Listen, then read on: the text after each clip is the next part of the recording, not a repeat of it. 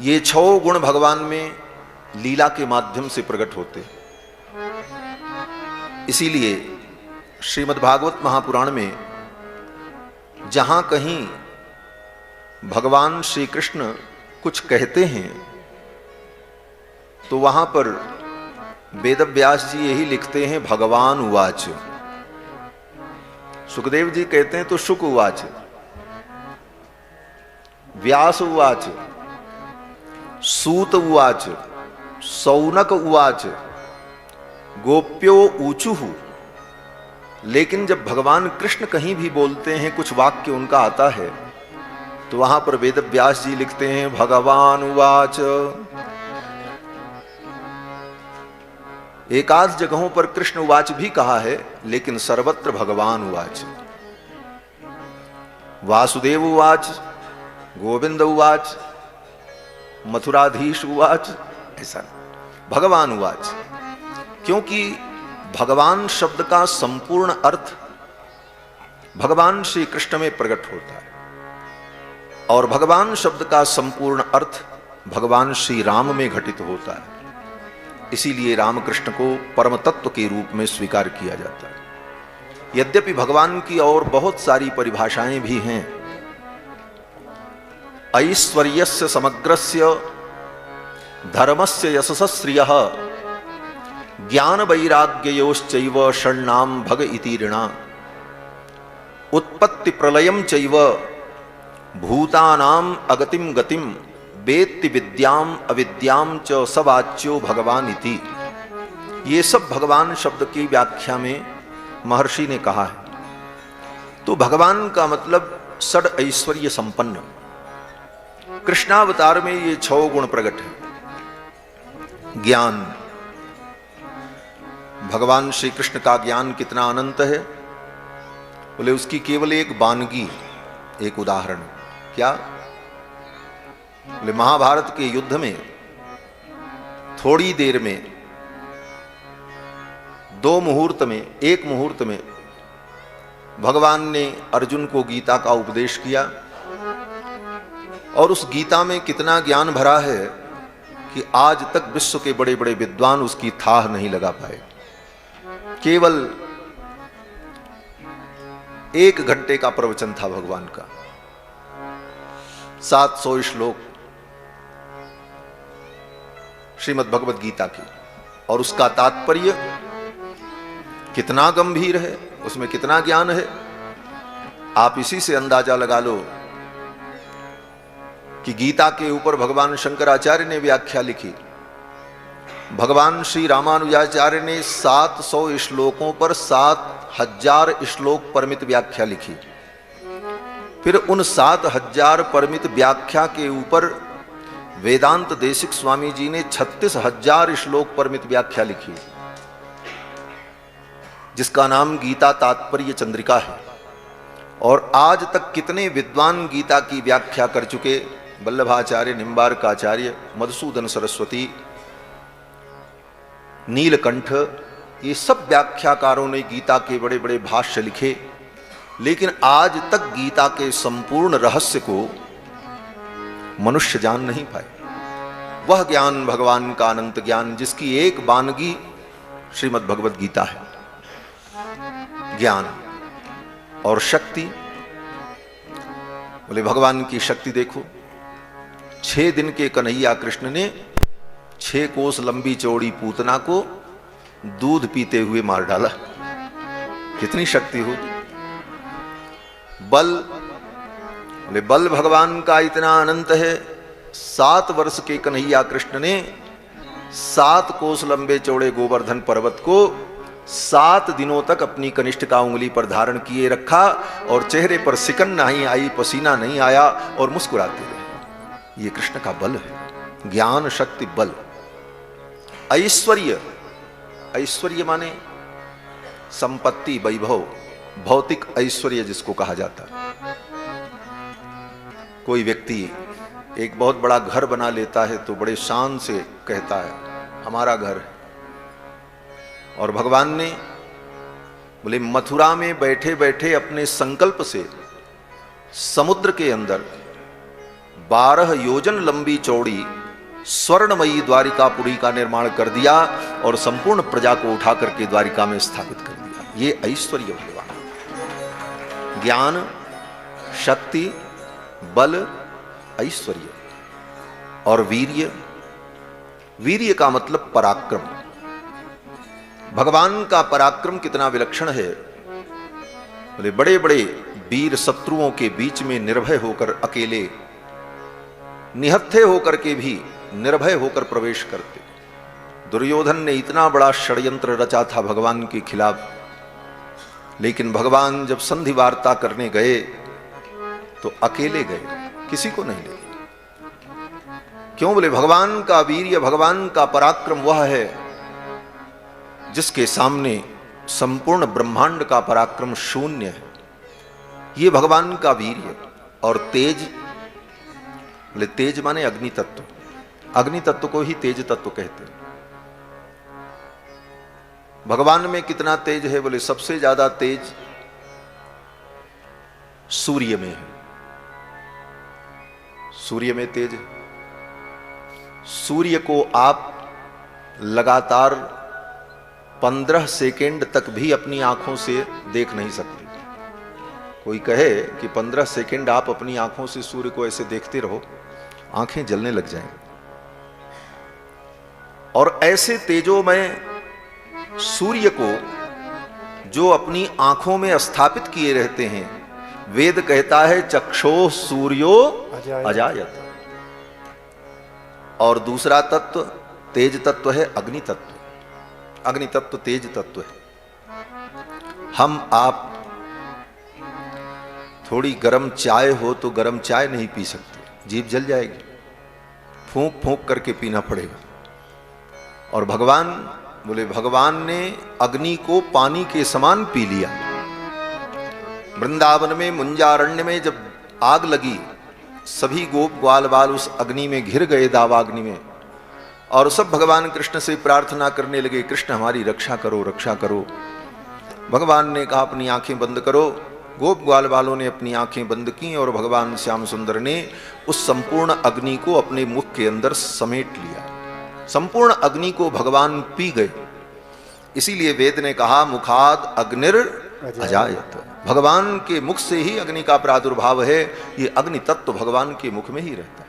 तो ज्ञान, शक्ति, बल, ऐश्वर्य, वीर्य, तेज, ये 6 गुण जिसके अंदर विद्यमान हो पूर्ण रूप से, उसे भगवान कहते हैं। बोले तो फिर तो बहुत से लोगों को भगवान कहा जाता है। यहां तक कि कोई श्रेष्ठ व्यक्ति आ जाता है तो उसके स्वागत में हम लोग यही कहते हैं, आइए भगवान आपका स्वागत है। किसी व्यक्ति को भी हम भगवान कह देते हैं, आइए भगवान। तो इसका भी उत्तर दिया पराशर महर्षि ने कि अन्यत्र जो भगवान शब्द का प्रयोग किसी के लिए किया जाता है वो औपचारिक प्रयोग है। अन्यत्र ह्युपचारतः, महर्षि पराशर कहते हैं कि तत्र पूज्य पदार्थोक्ति ही परिभाषा समन्वितः। भगवान में भगवान शब्द का जो प्रयोग है वह तो सार्थक प्रयोग है, और अन्यत्र जो भगवान शब्द का प्रयोग होता है वह औपचारिक प्रयोग होता है, फॉर्मेलिटी में कहा जाता है। हाँ भगवान है, ठीक है, सम्मानित है, इसलिए भगवान कह दिया। वस्तुतः भगवान तो भगवान ही। ये सब परिभाषाएं भगवान के विषय में शास्त्र में कही गई। लेकिन इसके साथ साथ एक बड़ी सरल परिभाषा भगवान की जो वेदों ने कहा। वेदों ने कहा कि वे परमात्मा, परम पुरुष, संपूर्ण सृष्टि के कारण हैं, नियंता हैं, धारक हैं, सब कुछ कहा। वो यज्ञ पुरुष हैं, यज्ञ के द्वारा उनकी आराधना होती है। देवताओं ने यज्ञ के द्वारा उनका यजन किया। ये सब कहा वेदों ने भगवान के विषय में। लेकिन वो भगवान कौन है, स्पष्ट संकेत वेदों ने नहीं किया। लेकिन आगे चल करके उसी क्रम में वेद भगवान ने फिर संकेत किया। क्या संकेत किया?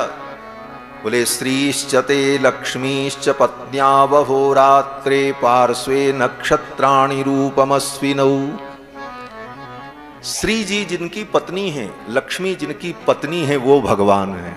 ये परिभाषा, यही बात मैंने प्रारंभ की थी कि जो श्री के पति हैं वो भगवान है। श्री पतित्व तो भगवान में ही हो सकता है और किसी में नहीं हो सकता। जो श्री का पति है, लक्ष्मी का पति है, वही भगवान। दूसरी परिभाषा, शेष पर्यंक सायित्व। शेष के पर्यंक पर, शेष की सैया पर शयन कर जो करता है वो भगवान। शेष सैया पर शयन करने का अधिकार किसी और को नहीं है। सिर पे शेष को धारण करें, गले में शेष को धारण करें, अंग अंग में शेष का आभूषण हो, लेकिन शेष की शैया तो केवल नारायण की होती है। तो शेष संयंक, शेष पर्यंक सायित्व जिसके अंदर हो वो भगवान। इसीलिए भगवान को श्रीमान कहा जाता है। श्रीमान माने भगवान, ये भगवान का एक नाम है श्रीमान। तो वेद वो पराशर महर्षि कहते हैं कि एष नारायण श्रीमान, एष नारायण श्रीमान। जो ये नारायण हैं, श्रीमान, श्री के पति हैं, अपना क्षीर सागर छोड़कर एष नारायण श्रीमान क्षीरार्णव निकेतन नाग पर्यंक मुत्सृज्य ह्यागतो मथुरापुरी। अपने नाग पर्यंक को, अपनी शेष शैया को छोड़कर भगवान मथुरापुरी में आए, देवकी नंदन बन करके आए, देवकी नंदन बन करके आए। तो भगवान शेष शैया छोड़ करके आए। हमारे आचार्यों ने इस पर चिंतन किया, भगवान अपनी शेष शैया कभी नहीं छोड़ते। किसी न किसी रूप में भगवान की वो शेष शैया भगवान के साथ रहती है। रामावतार में भी लक्ष्मण के रूप में, रामावतार में लक्ष्मण के रूप में, और कृष्णावतार में श्री बलराम जी के रूप में। तो भगवान ने अपने अवतार लेने के पहले अपनी शैया को भेज दिया। कैसे भेज दिया? तो पराशर महर्षि कहते हैं कि नाग पर्यंकमुत्सृज्य, नाग पर्यंकम, अपने नाग पर्यंक को, अपनी शेष शैया को उत्सृज्य, उत्सृज्य माने उत्कृष्ट रूपेण सृज्य, उत्कृष्ट रूपेण माने श्रेष्ठ ज्येष्ठ भ्राता रूपेण सृष्ट, बड़े भाई के रूप में उनको पहले ही भेज दिया। और तब भगवान मथुरा पधारे, ह्यागतो मथुराम पुरीम। और फिर भगवान रातों रात गोकुल पहुंच गए। गोकुल में महान उत्सव हुआ। नंदस्त्वात्मज उत्पन्ने जाताह्लादो महामना, आहूय विप्रान वेदज्ञान स्नातस्सुचिरलंकृतः। नंद बाबा ने विद्वान ब्राह्मणों को बुला करके स्वस्ति वाचन कराया, देवताओं का पूजन किया, और फिर अपने बालक का जात कर्म संस्कार किया। जन्म लेने के तुरंत बाद जो प्रथम संस्कार होता है उसका नाम जात कर्म संस्कार है। वाचयित्वा स्वस्त्ययनम जात कर्मात्मजस्य वै कारयामास विधिवत पितृदेवार्चनम। तथा पितरों का पूजन किया, नांदे मुख श्राद्ध किया, और स्नान करके सुंदर नूतन नवीन पवित्र वस्त्र धारण करके देवताओं की पूजा की। ये कथाएं केवल भगवान का चरित्र मात्र ही नहीं है, चरित्र के साथ साथ संस्कार, विधि, आचरण, व्यवहार, इन सब की शिक्षा कथा के माध्यम से प्राप्त होती है।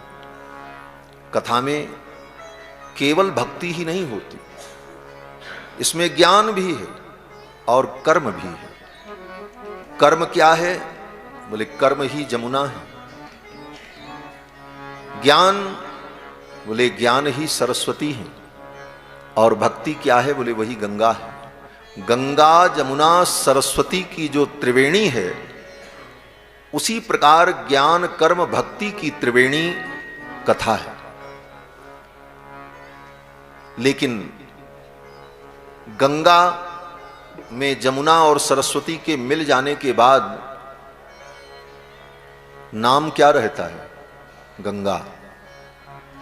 प्रयाग में तीनों नदियां मिलती हैं, फिर वहां से जब आगे बढ़ती हैं तब क्या नाम रहता है? गंगा। जबकि उसमें जमुना भी है, सरस्वती भी है, लेकिन नाम गंगा का ही चलता है, गंगा सागर। उसी तरह भगवान की कथा की इस त्रिवेणी में कर्म की जमुना, ज्ञान की सरस्वती भी मिली रहती है, लेकिन इसका नाम कथा होता है, ये कथा कहलाती है। लेकिन कथा के साथ साथ इसमें कर्म और ज्ञान का भी सम्मिश्रण रहता है। गोस्वामी तुलसीदास जी महाराज जब इस त्रिवेणी का वर्णन करते हैं तो यही कहते हैं, राम भक्ति जह सुर सरिधारा, सरसहि ब्रह्म विचार प्रचारा। राम भक्ति जह सुर सरिधारा, सरसहि ब्रह्म विचार प्रचारा। निषेधमय कलिमल हरनी, परम कथा रवि नंदन भरनी। विधि निषेधमय कलिमल हरनी, करम कथा रवि नंदन भरनी। हरि हरि कथा विराजत बेनी, सुनत सकल मुद मंगल देनी। हरि हरि कथा विराजत बेनी, सुनत सकल मुद मंगल देनी। ब्रह्म भक्ति जह सुर सरिधारा, सरसहि ब्रह्म विचार प्रसारा। राम भक्ति जह। तो भगवान की इस कथा में कर्म की जमुना और ज्ञान की सरस्वती भी मिली रहती। नाम तो कथा रहता है, कथा गंगा, लेकिन इस कथा गंगा में कर्म की कहानी और ज्ञान का सिद्धांत, ये दोनों उसी में अनुस्यूत रहता, मिला रहता। प्रसंग आने पर यत्र तत्र इन सब विषयों का संकेत प्राप्त होता। यहां पर यही संकेत है। नंद बाबा ने स्नान करके पवित्र वस्त्र धारण करके विधि पूर्वक देवताओं का पूजन किया। ये हमारे लिए उपदेश भी है। हम देवताओं का पूजन करें, भगवान का पूजन करें तो कैसे करें? पवित्र वस्त्र धारण करके करें, भारतीय परिवेश में करें। लोग कहते हैं महाराज हम पैंट पहन के पूजा कर लें। बोले पैंट पहन करके पूजा करने की विधि थोड़ी है, पायजामा पहन करके पूजा करने की विधि थोड़ी। विधि ये है धौत वस्त्रम धृत्वा। शास्त्र कहता है धोती पहनकर, धौत वस्त्रम, इसीलिए उसको धोती कहा जाता है। दशायुक्तम, दशायुक्तम का मतलब ऐसी धोती हो जिसमें किनारा बना हो, बिना किनारे की धोती भी नहीं पहननी चाहिए। इसीलिए चाहे पतला ही किनारा क्यों न हो लेकिन बना रहता है। हमारे उत्तर भारत में जो धोतियां बनती हैं उसमें हरे रंग की, नीले रंग की एक पतली लकीर जरूर बनी रहती, और दक्षिण में महाराज तो इतनी चौड़ी चौड़ी बॉर्डर।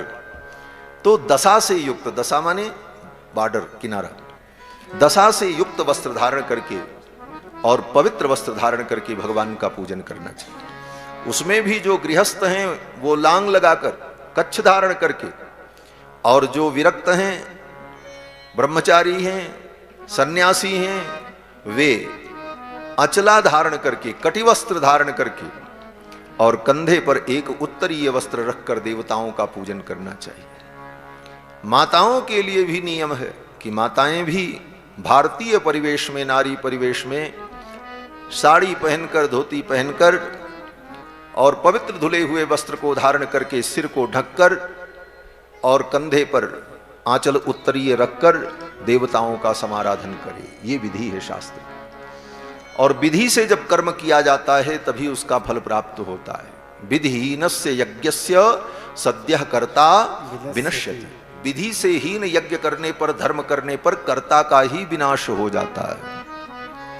इसलिए मनमानी विधि नहीं करनी चाहिए कि हमको जो समझ में आ गया हम वही कर लें। आपके समझ से कोई मतलब नहीं है, शास्त्र जो कहता है वो कर्तव्य है। नंद बाबा ने विधि पूर्वक स्नान करके, पवित्र वस्त्र धारण करके, अलंकृत होकर देवताओं का पूजन किया और बालक का जात कर्म संस्कार किया। इस अवसर पर नंद बाबा ने खूब दान किया, खूब लुटाया। जैसे कल श्री देवकी नंदन जी लुटा रहे थे, नंद बाबा ने खूब लुटाया।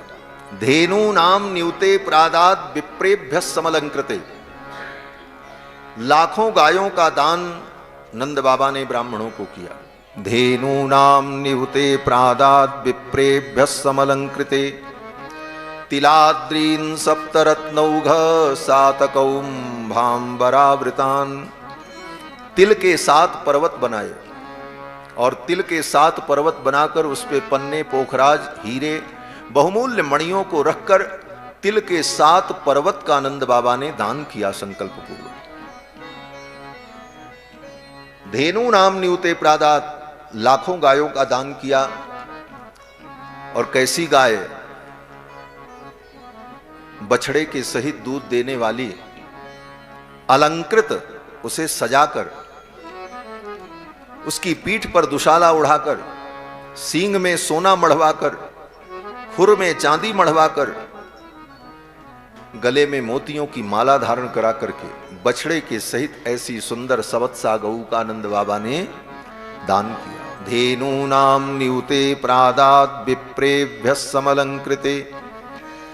दान में सदा उत्तम से उत्तम वस्तु का दान करना चाहिए। थोड़ा ही करो लेकिन उत्तम वस्तु का दान करो। वो दान ग्रहीता उस वस्तु को ले जाए तो कुछ दिन उसका उपयोग करे। ऐसी नहीं कि बछिया मरने लगी तो बोले चलो पंडित जी को दान कर दें, पुण्य हो जाएगा। हमारे यहां कहावत कहते हैं, मुअल बछिया बभने के नाव और उड़ल सतुआ पितरन के नाव। भोजपुरी में कहावत कहते हैं कि सत्तू रखे था, वो सत्तू का पैकेट फट गया, गिर गया, बोले पितृभ्य स्वधा, ये पितरों को मिल जाए। अब बेकार हो रही थी तो पितरों को दे रहे हो। बोले ये दान, ये धर्म कल्याणकारक नहीं है। उत्तम से उत्तम वस्तु, थोड़ी ही हो लेकिन उत्तम। नंद बाबा ने खूब दान किया। जैसे हमारी अयोध्या में राम जी प्रकट हुए तो दशरथ जी महाराज ने दान किया था। कितना दान किया था? गोस्वामी जी महाराज कहते हैं सबको सब कुछ दिया, सबको सब कुछ दिया। लेकिन विशेषता ये थी, जो पाया वो भी अपने पास नहीं रखा, उसने भी लुटा दिया। बोले ले जाओ।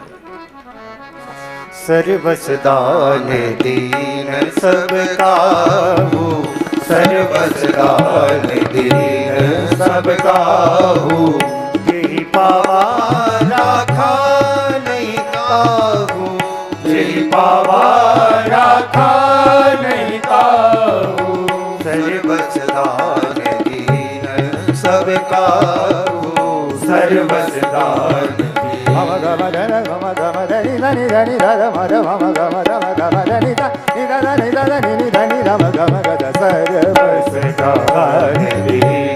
सबका हो, सर्वस दान दीन सबका हो।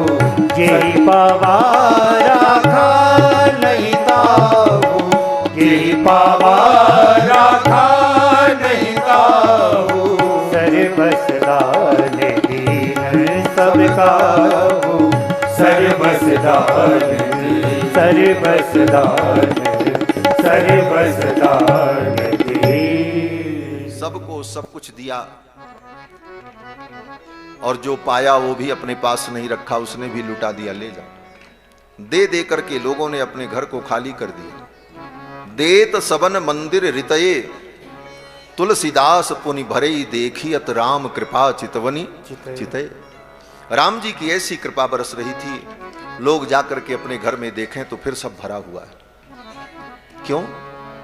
कहते देखो, धर्म में, सत्कर्म में, सेवा में, परमार्थ में अगर आप धन का विनियोग करते हैं तो कभी भी धन की कमी नहीं होगी। क्यों? कहते हैं तुलसी पंछी के पिए घटे न सरिता नीर, दान किए धन ना घटे जो सहाय रघुवीर। दान करने से धन नहीं घटता। एक सज्जन मिले, बोले महाराज हम भी दान करना चाहते हैं लेकिन भगवान हमको दें तो हम दान करें। बोले भगवान अलग से दान देने के लिए तुमको देंगे? उसका अलग से बजट आएगा क्या? जो भगवान ने दे रखा है उसी में देने का अभ्यास करो। भगवान अलग से देने के लिए, तो फिर तुमने क्या दिया? लोग कहते हैं ये बात कि भगवान हमको दें तो हम तो करना ही चाहते हैं। बोले भगवान ने जो दिया है, आज तक जो तुम्हारे पास है वो तुम्हारा है, भगवान ही का तो दिया हुआ। जो दिया उसी में देने का अभ्यास बनाए। और ये क्यों शास्त्र कहता है? इसलिए कहता है कि एक दिन संसार की सब वस्तुएं छूट जाएंगी तो धीरे धीरे वस्तुओं के ऊपर से अपने स्वत्व और अधिकार को छोड़ने का अभ्यास करते रहो। एक एक वस्तुओं के स्वत्व का त्याग जब करने का अभ्यास बना रहेगा तो एक दिन दुनिया भी छूट जाएगी तो कोई मोह नहीं होगा, कोई दुख नहीं। इसीलिए शास्त्र कहता है दान करते रहो, अन्न दान करो, धन दान करो, वस्त्र दान करो, भूमि दान करो, जिससे इसमें जो हमारी आसक्ति है वो धीरे धीरे छूटती जाए। देने का अभ्यास बने, छोड़ने का अभ्यास बने, क्योंकि सब छोड़ना है। शास्त्र का दृष्टिकोण बहुत सूक्ष्म होता है, उस दृष्टिकोण को समझने की आवश्यकता है। नंद बाबा ने खूब उत्सव किया, खूब लुटाया। दूर दूर की गोपियों ने सुना, वो सब बधाई लेकर, उपहार लेकर के आई। ता आशिष प्रयुंजानाश्चिरम पाहीति बालके। गोपियों ने आकर के यशोदा रानी को बधाई दिया और कहा, यशोदा रानी आपका बालक चिरंजीवी हो, दीर्घायु हो। ये कह करके सभी गोपियों ने आशीर्वाद दिया। ये उत्सव कई दिनों तक चलता रहा। और इधर कंस ने अपने अनुचरों को बुलाया और कहा, देखो देवकी की 8वीं संतान कन्या हुई और वो आकाश में चली गई। जाते जाते उस कन्या ने कहा, दुष्ट तू मुझे क्या मारेगा? तेरा शत्रु तो ब्रज में कहीं प्रकट हो चुका है। उस कन्या की बात अगर सत्य माने तो मेरा शत्रु कहीं पैदा हो गया है, उसका पता लगाना चाहिए और समय रहते उसे समाप्त कर देना चाहिए। राक्षसों ने कहा, महाराज कहां पैदा हुआ है ये पहले पता तो लगे, फिर तो हम उसे समाप्त कर देंगे। कंस ने कहा, यही तो समस्या है। उसी सभा में पूतना नाम की एक राक्षसी थी। पूतना ने कहा, महाराज पता लगाने की जरूरत नहीं है, पता लगाने में तो बहुत विलंब हो जाएगा। ये काम पूरा। पूतना ने कहा, पता लगाने में बहुत विलंब हो जाएगा और शत्रु तब तक सावधान हो जाएगा। कंस ने कहा, क्या करें? पूतना ने कहा, पता लगाने की जरूरत नहीं है। आपका शत्रु अगर ब्रज में कहीं पैदा हुआ है तो ज्यादा से ज्यादा 1 महीने का होगा। 1 महीने के अंदर जितने बच्चे पैदा हुए एक तरफ से सबको मार दिया जाए, उसी में आपका शत्रु भी मर जाएगा। पता लगाने की क्या जरूरत? कंस ने कहा, पूतना तेरी ये योजना तो बड़ी अच्छी है, लेकिन इतने बच्चों की हम हत्या करेंगे तो प्रजा हमारा विरोध करेगी। पूतना ने कहा, महाराज प्रजा को पता ही नहीं चलेगा कि ये कार्य आपने किया। बोले कैसे? पूतना ने कहा, ये काम मैं कर दूंगी। मुझे अनेक प्रकार की माया का ज्ञान है। माया के द्वारा सुंदर वेश बनाकर, अपने अस्तन में कालकूट विष लगाकर, गांव गांव में गली गली में घूम घूम करके बच्चों को अपना दूध पिलाऊंगी और दूध के साथ विष पी करके बच्चे मर जाएंगे। आपके ऊपर किसी को संदेह नहीं होगा। कंस ने कहा, ये योजना तो बड़ी अच्छी है। पूतना ने कहा, महाराज बस कल प्रातः काल से इस कार्य में मैं लग जाती हूं। पूतना बच्चों की हत्या करने के लिए चल पड़ी। और इधर नंद बाबा ने गोप ग्वाल वालों को बुलाया और कहा, भैया सावधानी पूर्वक तुम सब मिलकर गोकुल की रक्षा करो, मैं मथुरा जा रहा हूं राजा कंस का कर देने के लिए। कंस का वार्षिक कर अभी दिया नहीं गया है और समय से कर का भुगतान नहीं हुआ तो कंस के सिपाही सैनिक कर वसूल करने के लिए यहां आएंगे। और उन सिपाही सैनिकों को अगर यह पता चल गया कि वसुदेव जी की बड़ी पत्नी मेरे घर में रहती हैं, उनका एक बालक भी है, तो कंस कोई भी अनिष्ट कर सकता है और कंस कोई अनिष्ट करेगा तो मेरे भी बालक का अनिष्ट होगा। इसलिए अच्छा ये होगा कि मथुरा जाकर के कंस को कर दे दें, जिससे कंस के सिपाही सैनिक यहां ना आवे। गोप ग्वाल वालों ने कहा ठीक है। गोकुल की रक्षा में गोप ग्वाल वालों को नियुक्त करके नंद बाबा कंस का कर देने के लिए मथुरा के लिए चल पड़े। श्री सुखदेव जी महाराज कहते हैं कि गोपान गोकुल रक्षायाम निरूप्य मथुराम गतः नंदः कंसस्य वार्षिक्यम करम दातुम कुरुद्वः। कंस का वार्षिक कर देने के लिए नंद बाबा मथुरा के लिए चल पड़े। मथुरा में आकर के कंस को कर दिया।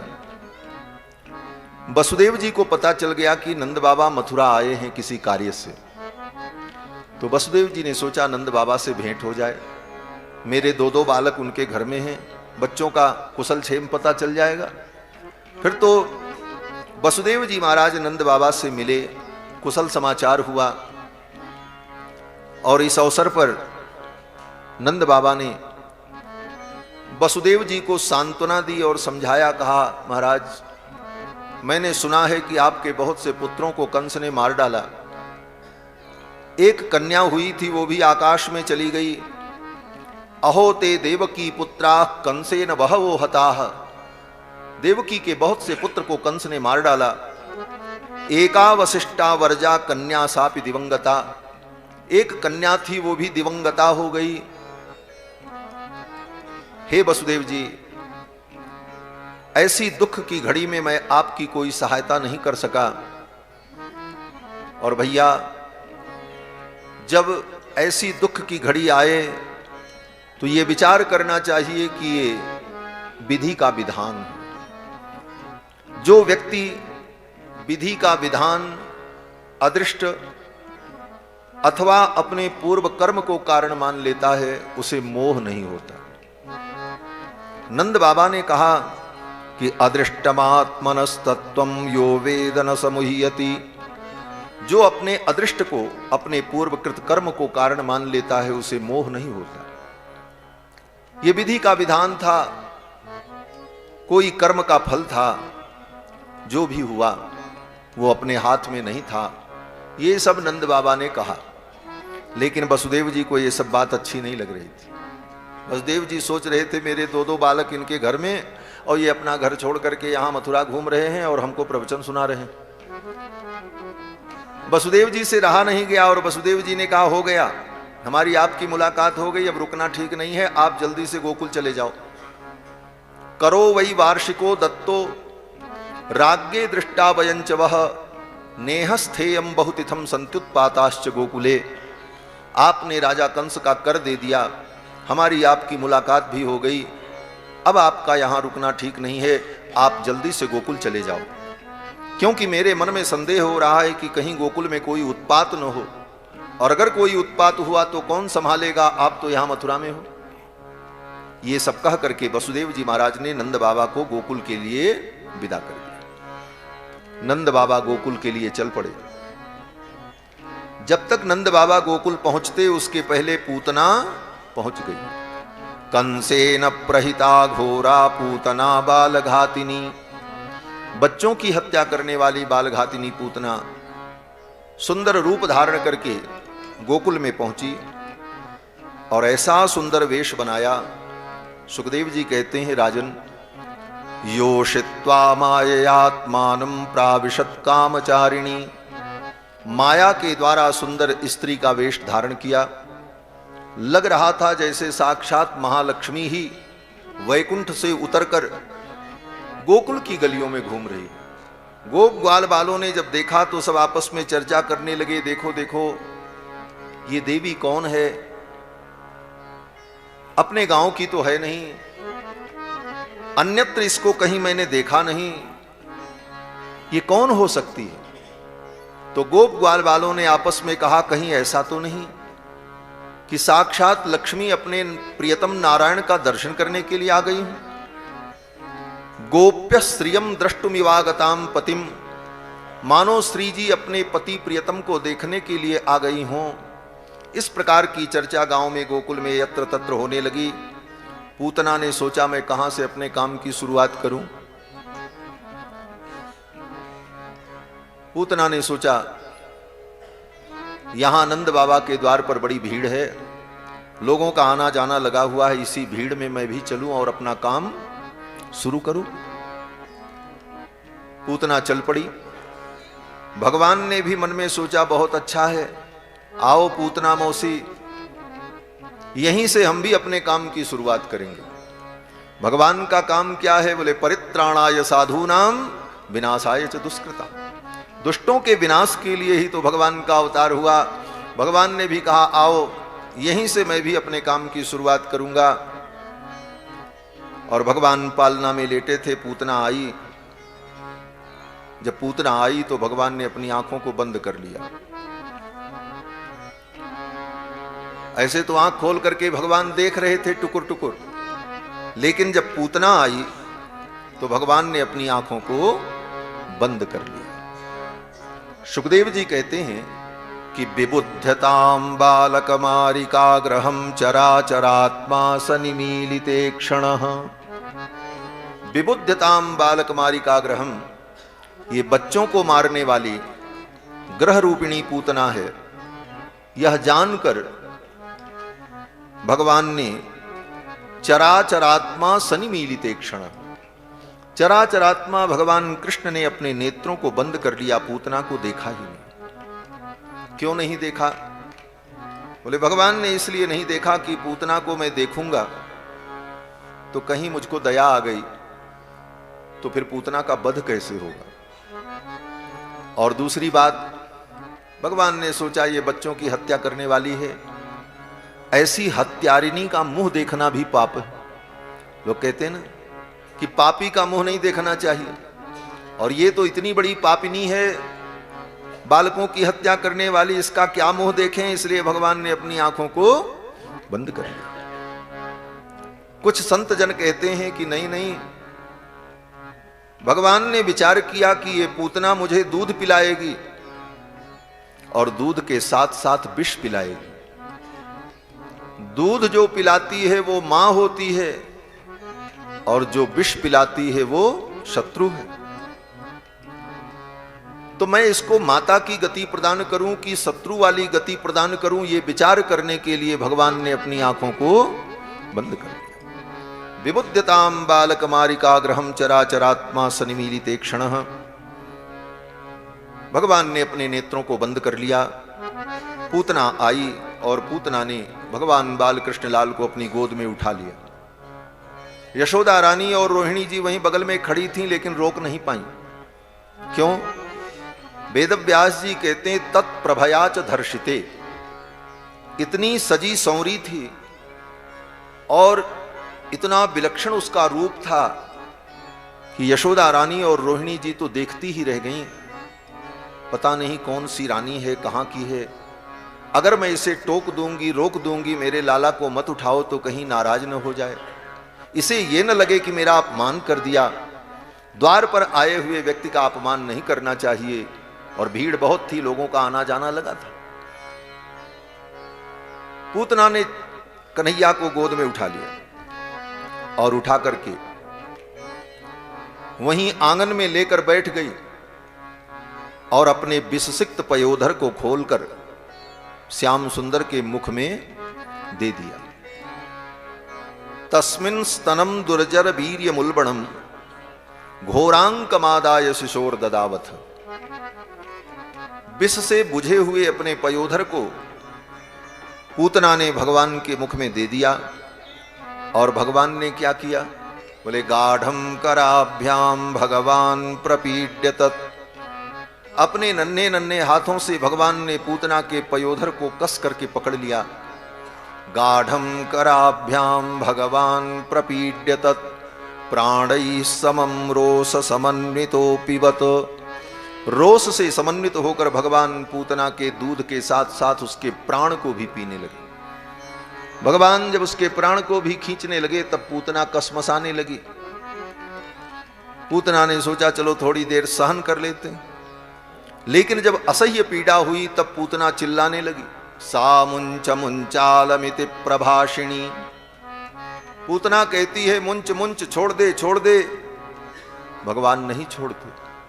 पूतना चिल्ला रही थी। सा मुंच मुंचालमिति प्रभाषिणी निष्पीड्यमाना अखिल जीव मर्मिणी।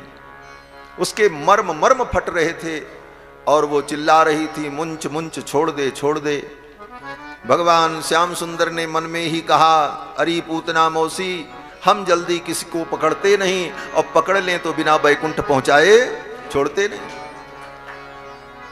पूतना तो चिल्लाती रही छोड़ दे मुंच मुंच। मुंच का अर्थ होता है मुक्त करो मुक्त करो। भगवान ने कहा अच्छा तू मुक्ति चाहती है तो चल मैं तुझे मुक्ति ही देने जा रहा हूं, संसार बंधन से ही मुक्त कर दूंगा। सा मुंच मुंचालमिति प्रभाषिणी निष्पीड्यमाना अखिल जीव मर्मिणी। पूतना ने देखा ये बालक तो नहीं छोड़ेगा, मेरे प्राण चले जाएंगे। पूतना ने सोचा ये बालक तो मुझे मार डालेगा, चलो इस बालक को लेकर के मैं मथुरा चलती हूं। अगर मैं मर भी गई तो फिर कंस के जो असुर हैं वो इस बालक को मार देंगे। यह सोचकर पूतना भगवान को लेकर के आकाश में उड़ गई। विशाल रूप धारण करके भगवान को लेकर के मथुरा की ओर उड़ी। अब तो गोप ग्वाल बाल दौड़े, मारो मारो पकड़ो रोको। पूतना आकाश मार्ग से उड़ती हुई जा रही थी। गोप ग्वाल बाल नीचे दौड़ रहे थे, भाग रहे थे। भगवान ने सोचा ये पूतना तो हमें मथुरा लेकर के जा रही, मथुरा से हमारे बाबा हमें लेकर के आए, कितनी कठिनाई से लेकर के आए, टोकरी में रखकर, रात्रि में, वर्षा में, जमुना पार करके। अब दोबारा हमको कौन लेकर के यहां आएगा, इसलिए मथुरा जाना ठीक नहीं। यही पूतना का काम तमाम कर दें। और भगवान ने पूतना के संपूर्ण प्राण को खींच लिया। पूतना निष्प्राण होकर के ऊपर से नीचे गिरी धम। इतनी विशाल काया थी कि पूतना जब गिरी तो 6 कोस के अंदर जितने वृक्ष थे, पेड़ थे, सब ध्वस्त हो गए। वेद व्यास जी कहते हैं त्रिगव्यूत्यंतर द्रुमान चूर्णयामास राजेंद्र। हे राजन, 3 गव्यूति के अंदर, 6 कोस के अंदर जितने वृक्ष थे सब नष्ट हो गए, टूट गए, चूर चूर हो गए। गोप ग्वाल बाल दौड़े, देखा भगवान श्याम सुंदर पूतना की छाती पर खेल रहे थे और पूतना पड़ी थी महाराज ऐसे कई किलोमीटर में, 6 कोस की थी। सुखदेव जी कहते हैं कि ईशा मात्रोग्द्रष्टास्यम गिरिकंदर नासिकाम। पूतना की जो नाक थी, उस नाक का जो छिद्र था, लग रहा था पर्वत की कोई 2 कंदराएं। गिरिकंदर नासिकम गंडशैलस्तनम रौद्रम प्रकीर्णारुणमूर्धजम। पूतना के वक्ष पर्वत के समान प्रतीत हो रहे थे और उसके सिर के बाल और शरीर के रोम लग रहे थे जैसे जंगल हो, इतनी विशाल काया थी। अंधकूप गभीराक्षम पुलिनारोह भीषणम। आंखें ऐसी थीं जैसे कोई बहुत बड़ी खाई हो, कुआं हो, ऐसी विशाल काया पूतना पड़ी थी। बद्ध सेतु भुजोर वंघ्री शून्य तोय हृदोदरम। और उसकी भुजाएं इतनी बड़ी थीं कि जब गिरी तो उसकी भुजा ऐसे इतनी दूर तक फैली थी, लग रहा था जैसे सूखी जमीन पर सेतु बना दिया गया हो, पुल बना दिया गया, इतना लंबा। और भगवान उसकी छाती पर क्रीड़ा कर रहे थे। बालम च तस्यावुरसि क्रीडंतम अकुतो भयम। भगवान तो खेल रहे थे, किलकारी मार रहे थे पूतना की छाती पर। गोप ग्वाल वाल गए और भगवान को उतार करके ले आए, ला करके यशोदा रानी को दिया। यशोदा जी ने और रोहिणी ने, दोनों माताओं ने कन्हैया को स्नान कराया। राक्षसी ने छू दिया है, अब ये रोएगा, दूध नहीं पिएगा, इसे नींद नहीं आएगी, चलो कुछ झाड़ फूंक करते हैं। माताओं का तो ये वात्सल्य होता है। दोनों माताओं ने मिलकर के कन्हैया को स्नान कराया। किस चीज से? गाय के मूत्र से स्नान कराया। गोमूत्रेण स्नापयित्वा पुनर्गोरजसार्भकम। गाय के मूत्र से स्नान कराया और गाय के चरण की मिट्टी लेकर, गाय के चरण की धूल लेकर कन्हैया के पूरे शरीर में लगाया। माताओं को यह सीख लेना चाहिए कि अगर उनके मन में ये शंका हो कि हमारे बच्चे को नजर लग गई, टोना लग गया, किसी ने छू दिया, तो कहीं जाने की जरूरत नहीं, स्वयं उपाय कर लो। क्या उपाय? बोले जो उपाय यशोदा रानी ने किया कन्हैया के लिए। क्या किया? बोले गोमूत्र से स्नान कराया। गोमूत्रेण स्नापयित्वा पुनर्गोरजसार्भकम। गाय के चरण की मिट्टी लेकर के पूरे शरीर में लगाई। क्यों? बोले मिट्टी से ही शरीर शुद्ध होता है। क्यों? मेरे मिट्टी का बना शरीर है तो मिट्टी से ही शुद्ध हो। मृतिके हर में पापम यन मया दुष्कृतम कृतम। शुद्धि मिट्टी और जल से ही होती। शुद्धि के दो ही साधन हैं, जल और मिट्टी, और शरीर तो विशेष रूप से मिट्टी से ही शुद्ध होता है। इसीलिए हमारी परंपरा है, जब किसी पवित्र अनुष्ठान के लिए हम तैयार होते हैं तो 10 विधि स्नान किया जाता है, और उस 10 विधि स्नान में पूरे शरीर में मिट्टी लगा करके स्नान, यज्ञ की भस्म लगा करके स्नान, गोमूत्र लगा करके स्नान, गाय का गोबर शरीर में लगा करके स्नान करना, ये 10 प्रकार से स्नान करके तब व्यक्ति शुद्ध होता है। और सामान्यतया प्रतिदिन हाथ पैर की शुद्धि भी मिट्टी से ही होती है। आज सच पूछो तो व्यक्ति का हाथ भी पवित्र नहीं है पवित्र कार्य करने के लिए। क्यों? बोले शौच इत्यादि जाते हैं तो कोई मिट्टी का प्रयोग नहीं करते, सब लिक्विड का प्रयोग कर रहे हैं। एक साबुन के टुकड़े से 25 आदमी हाथ धोते हैं और सोचते हैं हम शुद्ध हो गए। तुम्हारे हाथ का छुआ तो पानी भी पीने लायक नहीं, और ऊपर से कहते महाराज हम बनावें, आप भोजन करो हमारे यहां। कैसे करें तुम्हारे हाथ का भोजन भाई? तुमको शुद्धि अशुद्धि का विवेक नहीं। शुद्धि अशुद्धि का नियम क्या है, आचार विचार क्या है? आज हमारे हिंदू सनातनी परिवार से आचार विचार लुप्त होता चला जा रहा है। इसीलिए हम आचारहीन हो रहे हैं, ज्ञान टिक नहीं रहा है। जैसे बर्तन अगर गंदा होगा और उस गंदे बर्तन में आप दूध रखोगे तो दूध फट जाएगा। बर्तन शुद्ध होगा तब वो दूध टिकेगा। उसी प्रकार आचार विचार की शुद्धि जीवन में रहेगी तब ज्ञान टिकेगा। नहीं, ज्ञान इस कान से जाएगा, इस कान से निकल जाएगा।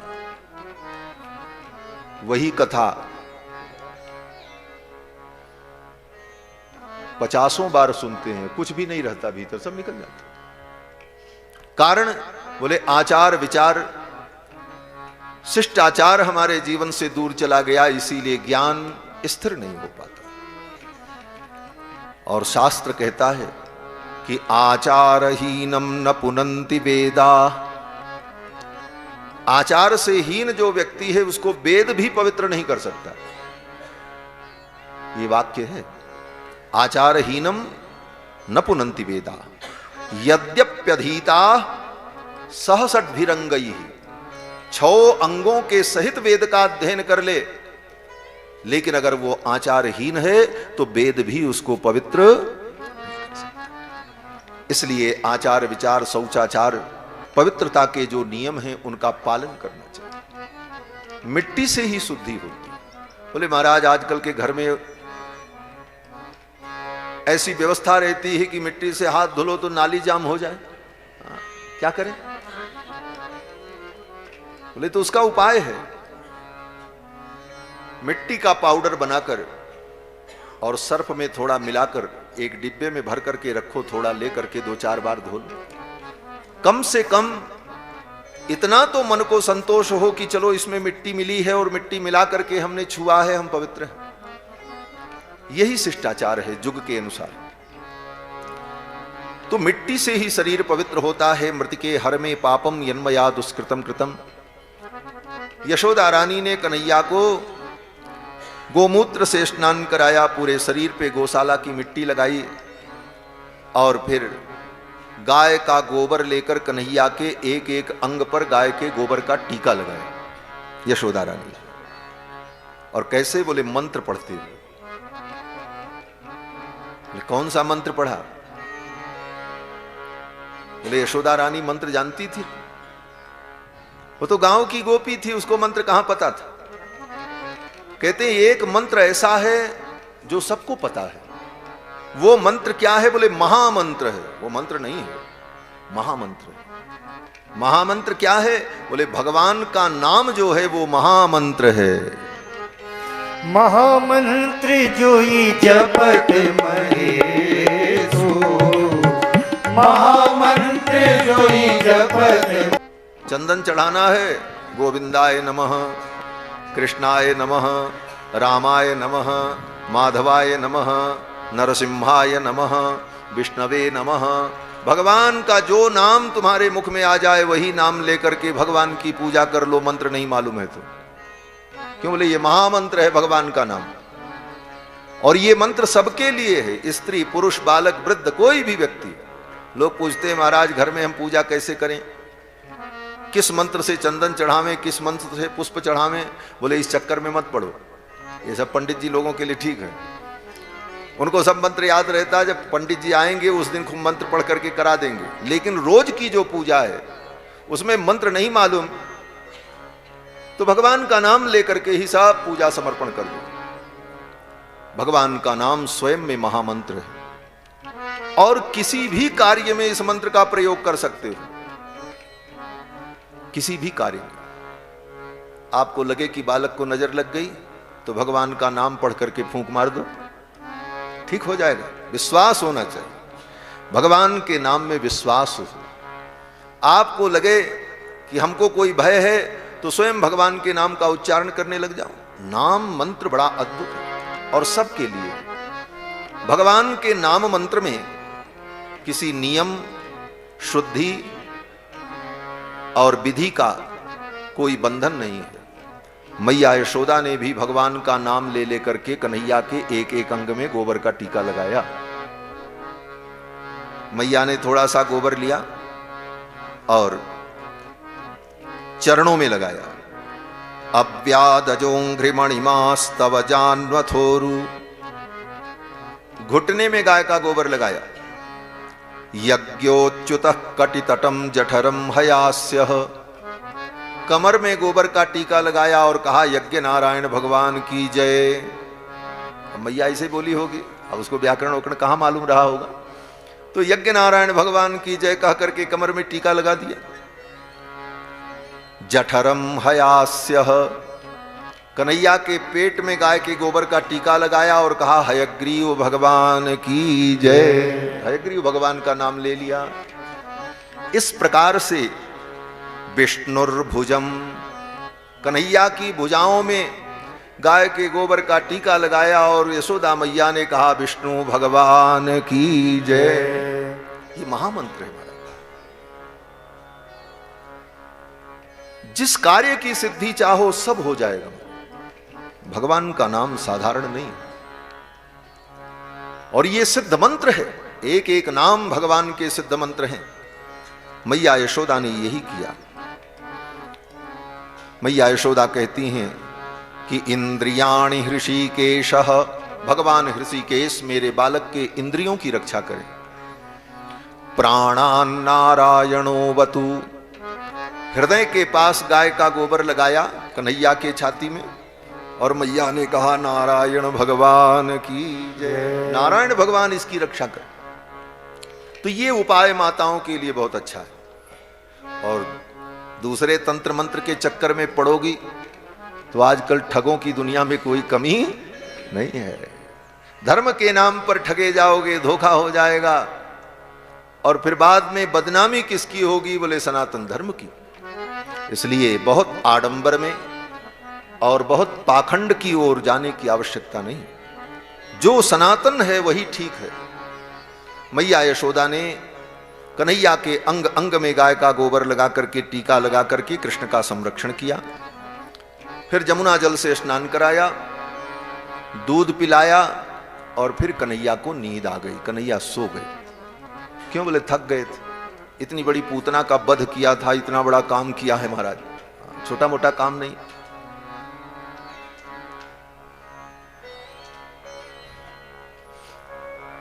गोप ग्वाल वालों ने कहा महाराज कन्हैया तो सुरक्षित है, लेकिन इस पूतना का क्या करें?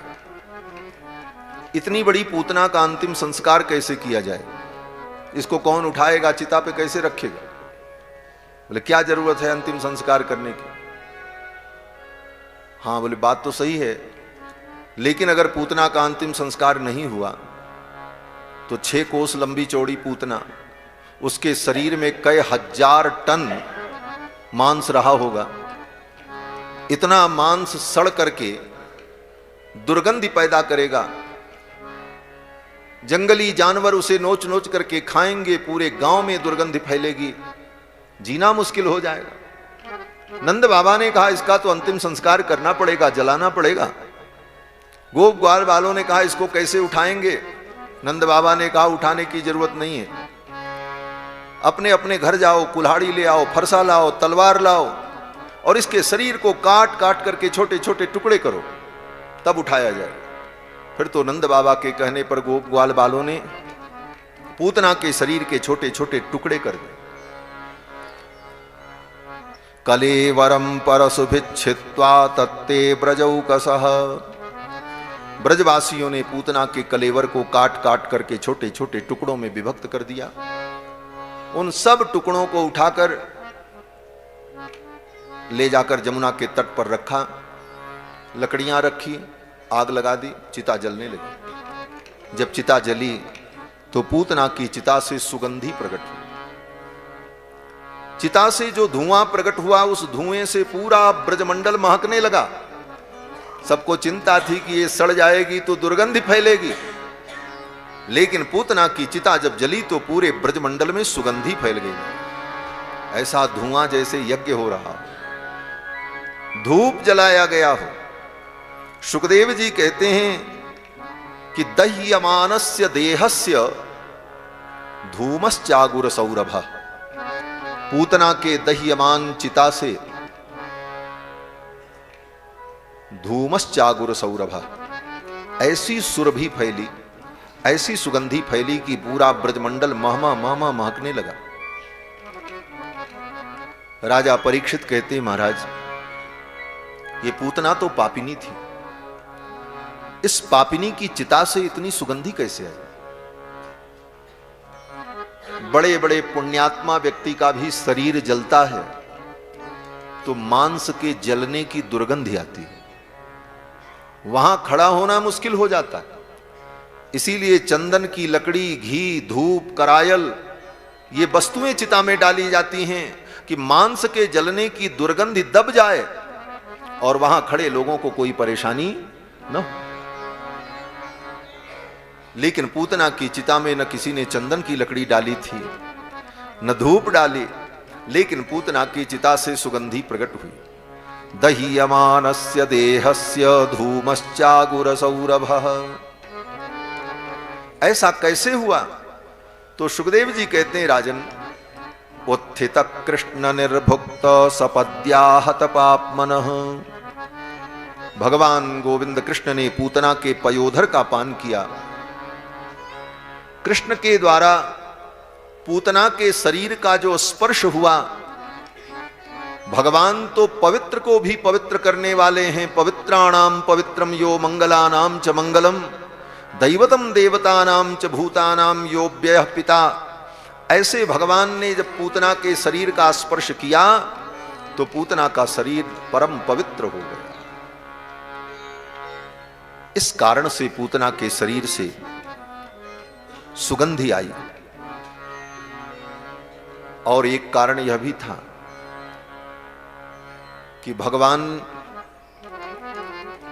भगवान का जो मुख है,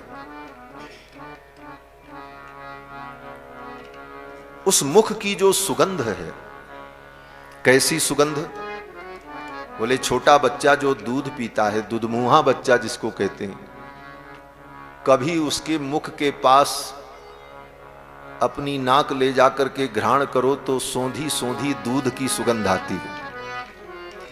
भगवान श्याम सुंदर के मुख की जो सुंदर सोंधी सुगंध थी, वह सुगंध पूतना के संपूर्ण शरीर में व्याप्त हो गई।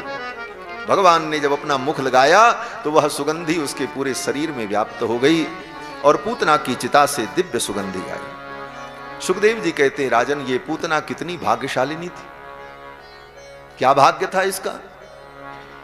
कहते हैं, देखो भगवान के वो चरणारविंद, जो चरणारविंद भक्तों के हृदय में विराजमान रहते हैं। पदभ्याम भक्ति हृदयस्थाभ्याम, पदभ्याम भक्त हृदयस्थाभ्याम वंद्याभ्याम लोकवंदितैहि। ये पूरा वाक्य भगवान के चरणारविंद की विशेषता के लिए बताया गया। कैसे चरण? बोले पदभ्याम भक्त हृदयस्थाभ्याम, जो भक्तों के हृदय में रहते हैं वो चरण। और कैसे चरण? बोले वंद्याभ्याम लोकवंदितैहि, तीनों लोकों में बड़े बड़े लोकपाल, दिग्पाल, देवता जो सारी दुनिया के द्वारा वंदित हैं, पूजित हैं, वे देवता भी जिन चरणों की पूजा करते हैं, ऐसे चरण। पदभ्याम भक्त हृदयस्थाभ्याम वंद्याभ्याम लोकवंदितैहि, ऐसे अपने उन दिव्य चरणारविंदों को पूतना की छाती पर रखकर तब भगवान ने दूध पिया था, ऐसे थोड़ी पिया। पूतना की छाती पर भगवान का चरण, और जब दूध पी रहे थे तो भगवान अपने चरणों को धीरे धीरे हिला रहे थे। बच्चा जब दूध पीता है तो अपने पैर को धीरे धीरे हिलाता रहता है। भगवान अपने चरणों को जब हिलाते थे तो वो पैर, भगवान के चरण पूतना की छाती में टकरा जाते थे। मानो भगवान अपने चरणों से पूतना की छाती पर ठोकर मार मार करके उसके जन्म जन्मांतर के पाप ताप संताप को धुल रहे थे। पूतना परम पवित्र हो गई और भगवान ने पूतना को माता की गति प्रदान की। सुखदेव जी कहते हैं, हे राजन, इस कथा को जो श्रद्धा पूर्वक सुनता है वो भगवान गोविंद के चरणों की भक्ति को प्राप्त करता है। इस कथा का यही फल बताया है। इसका फल क्या है? कहते हैं, शृणुयात श्रद्धया मर्त्यो गोविंदे लभते रतिम। जो श्रद्धा पूर्वक इसे सुनता है वो भगवान गोविंद के चरणों की रति को प्राप्त करता है। भगवान के चरणों की भक्ति उसे प्राप्त होती। भगवान ने पूतना का उद्धार किया। और एक बात, श्री रामावतार में और श्री कृष्णावतार में, दोनों अवतारों में भगवान ने सबसे पहले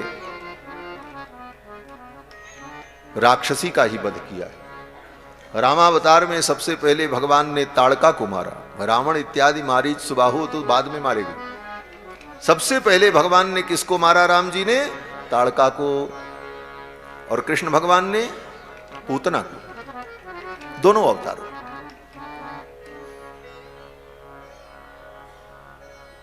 और दोनों के नाम भी 3-3 अक्षर के, ताड़का और पूतना।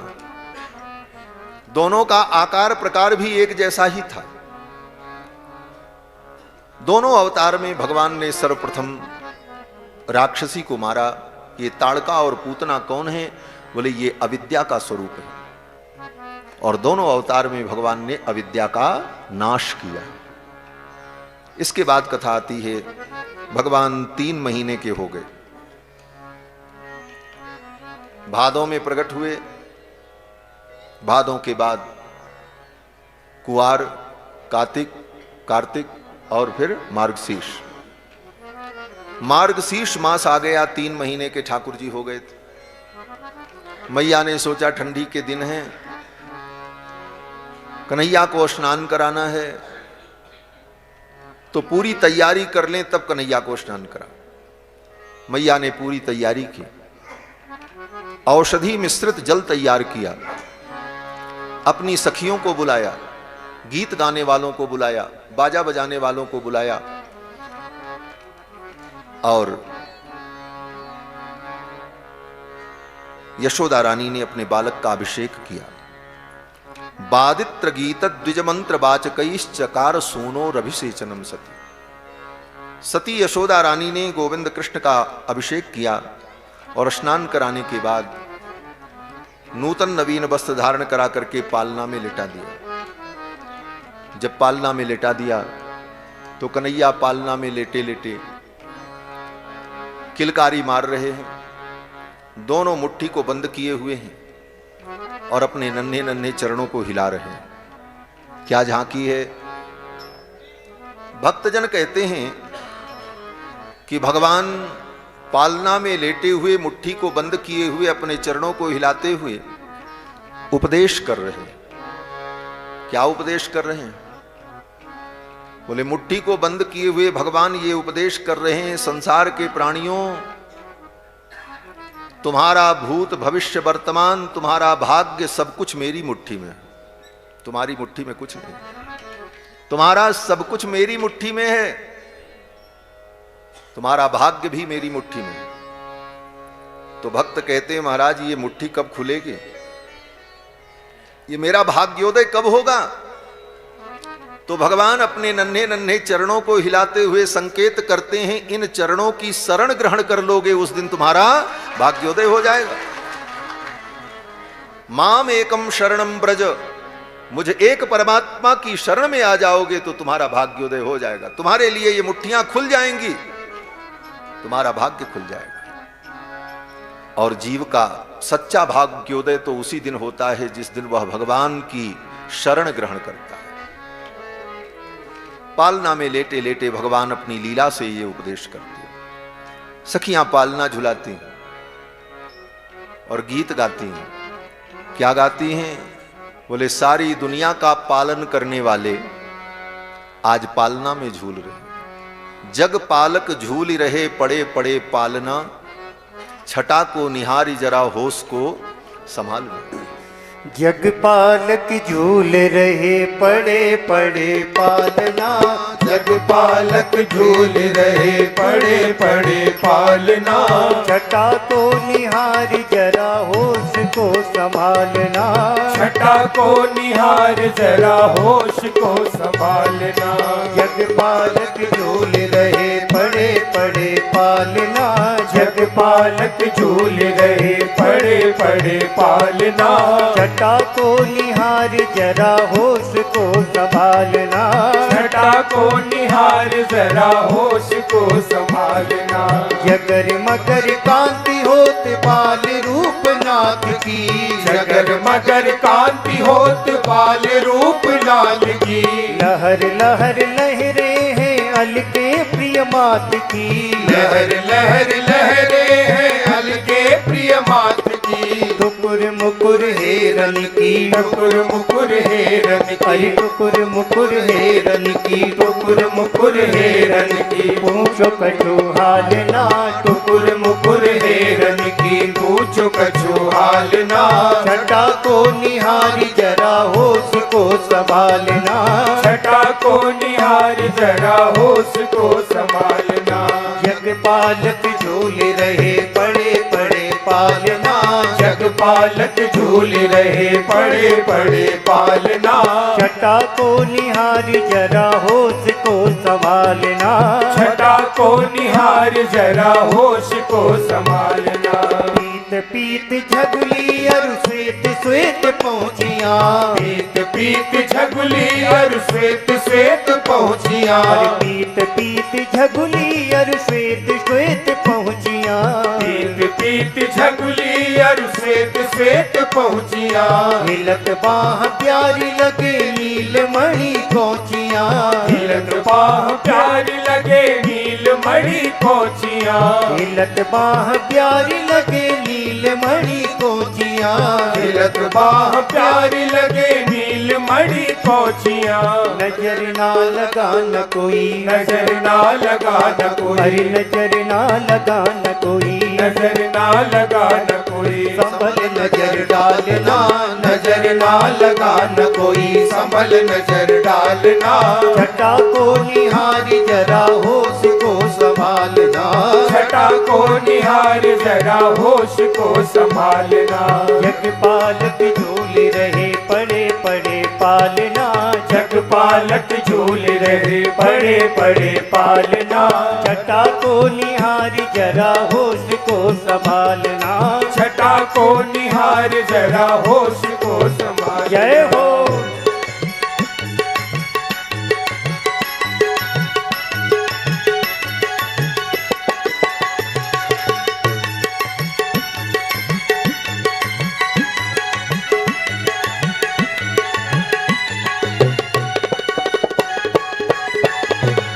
बोले बाल कृष्ण भगवान की जय हो।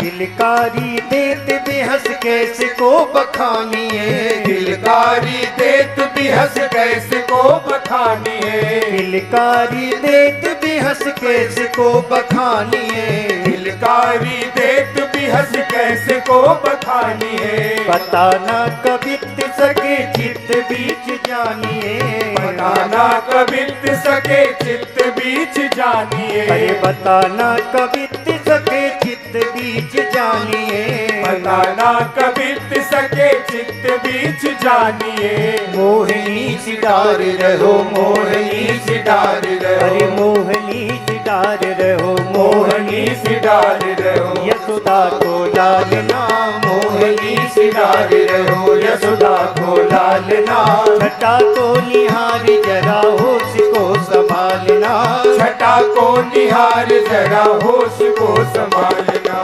जगपालक झूल रहे पड़े पड़े पालना, जगपालक झूल रहे पड़े पड़े पालना, छटा को निहारी जरा होश को संभालना, छटा को निहार जरा होश को संभालना, प्रेम नहीं मौज बड़ी देख बार बार है, प्रेम नहीं मौज बढ़ी देख बार बार है, भूल गए रात रंग हो गए बलिहार है, भूल गए रास रंग हो गए बलिहार है, भूल गए रात रंग हो गए बलिहार है, भूल गए रास रंग हो गए बलिहार है, बनो रहे यही ध्यान, बनो रहे यही ध्यान, बनो रहे यही ध्यान, बनो रहे यही ध्यान, रहे और ख्याल ना, बनो रहे यही ध्यान, रहे और ख्याल ना, छटा को